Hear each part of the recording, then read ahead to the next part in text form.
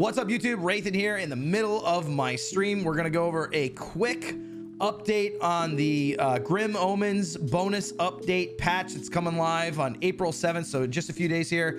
I'm gonna give you everything you need to know. There were a couple of balance changes specifically related to God balance that are gonna be coming out in kind of the in-between patch to correct some of the gods that have been strong. So we're gonna go through each of these, how I think it's gonna impact how the god's performing and where I think they're gonna sit in the meta afterwards. Now remember, this is kind of for your average player, right? A lot of the pro players and people who have played professionally beforehand, they have their own take on it because they play in a meta that's very different from you and I.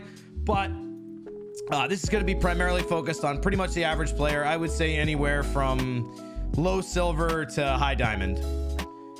First up, the skins are actually totally sick. Murderer Crow's Sobek is a fan concept done by Wolfdog. He's got a couple of skins in the game. Go buy this one especially, and support Wolfdog. He's a big member of my chat, my stream. He comes by all the time, so go support him. We got the Ghost Kernanos, possibly one of the best Susano skins ever, and then this is also a fan-drawn skin by Rob Draws, the Pharaoh's Curse Karaka, which is really cool. I can't show them in game obviously because they're not out yet, but let's get to the bonus balance. The first thing is going to be Camazotz. They're taking some physical power off of his Echo, which is his one. He used to gain a ton of power off this ability, but I don't really think 10 power is going to make or break the god. I still think he's strong because of his dive, the itemization, how safe he is with his self-banish and his ult, his increased mobility.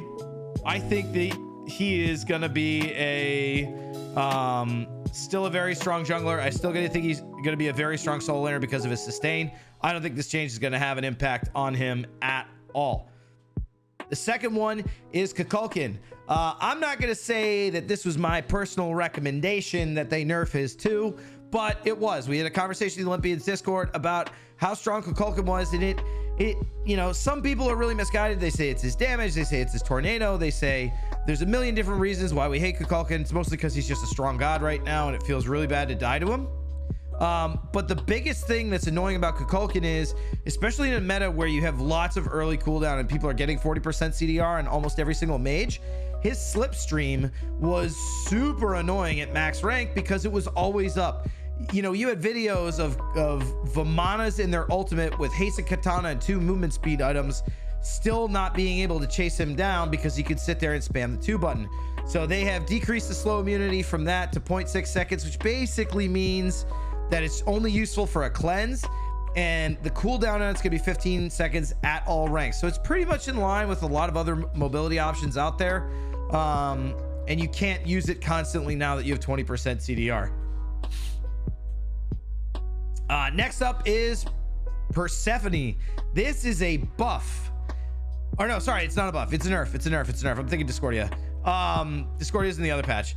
They decreased the projectile speed from 150 to 120. That should make it more jukeable, more predictable.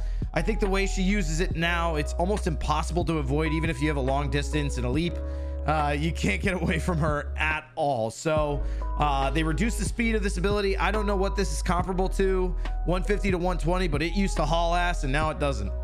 I mean, the way I look at it is it's almost like what, a 20% reduction in speed, which is pretty solid. Yamoja, this is everybody's favorite character to hate. They are I don't know. The thing about Yamoja is I think people overrate her. She's definitely highly banned. She's highly picked. She does have an over 50% win rate, but it wasn't like overwhelming. So I would file this under one of those like community nerfs, right? Where the community requested it and they're gonna do it anyway. I think normally if nobody was complaining about Yamoja, they wouldn't do anything about it. So they've done a couple of things. On her one, the magical power scaling on the bubble went from 40% to 30%. It means if she builds damage, she's not gonna be able to do as much damage. This is important because you can't just sit there and sunlock somebody with 3 abilities over and over and over again and kill them if you've built damage. And the slow duration has also been reduced so that it is 1.4 seconds at all ranks. I don't know. I think that's almost a buff. It's a slight early game buff, but it later game nerf, so she can't just slow the shit out of you over and over and over again. Same thing with the Moonstrike. They've reduced the power scaling on it again, only 5%, but if you think about it, if I bouncing bubble and moonstrike you 4 times in a row, it's a total of what, it'll be 20% scaling here, so it's like a total of 30% scaling reduced if she full combos you with 2 of each of these abilities. That could be a lot of power if you have a lot of power built, so or a lot of damage if you have a lot of power built. So that, I think overall this is a good change, and it's going to reduce her frustration factor. Mending Waters, again, I think this is great. Reduce the scaling on her heal. It means she's not going to be as oppressive when she just sits back and hits her 2, even though she's got a little bit of power built. And also the power scaling on the heal, so that the heal is less, or the shield, so the shield's less impactful as well. So all in all, I think Umoja is going to come down slightly. I think Persephone is still going to be extremely strong. I think Kukulkan is probably dead after this change. He might be a mid-range character. And I think for the average player, I think he'll still get played a lot. And I think for the average player, I don't think this is going to move Camazotz at all. I think the strengths of him in the solo lane were not his Screech. It was a nice ability. If you could level it first and you didn't need the sustain, or level it second after you got your 3 maxed out, I still think the biggest problem with Camazotz is how much health he gets back from his 3 when he leaps on an enemy player and in a full minion wave. Plus a Glad Shield, you can get Soul Eater, all kinds of stuff like that. I don't think this is going to impact Camazotz's place in the meta at all. So that's it for the quick bonus balance. I'll do another video on the full patch changes for the Baba Yaga patch. If you guys like what you see, make sure you guys subscribe and leave a comment below if you think I'm full of shit.